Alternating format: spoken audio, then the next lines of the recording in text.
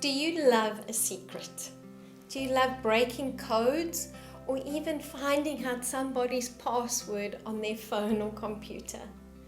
This week we have been looking at something fishy, lessons from a fish. And I'm going to wrap up with this wonderful lesson about breaking a secret. You know, the early church was being persecuted by the Romans. The Romans weren't allowing them to worship the one true God because they believed that it was only the emperor that should be worshipped. And so the Christians got very sneaky and came up with this wonderful plan. They used the word fish as their code word with one another.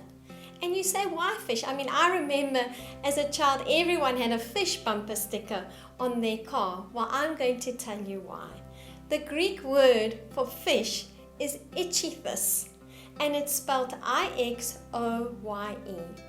And what the Christians did is they used the word fish and used the acronym to understand who Jesus was and them being Christian. So let's have a look. The I stood for a Greek form of Jesus. X, which is read as chi, stands for Christos, which literally means anointed. The symbol stands for God. The Y stands for Son. And the last letter was Savior. And so this acronym of fish, the word fish, actually stood for Jesus Christ, God, God's Son and Savior.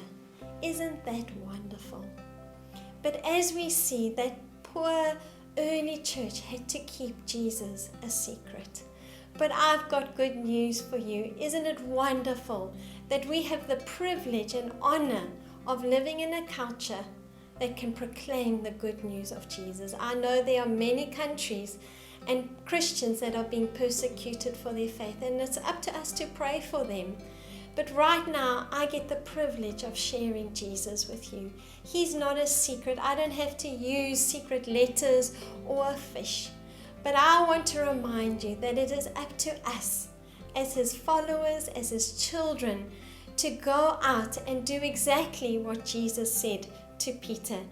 And it's found right in Matthew chapter 4, verse 18 and 19. It says, "Now Jesus, as was walking by the Sea of Galilee, he saw two brothers, Simon, who was called Peter, and his brother Andrew, casting a net into the sea, for they were fishermen.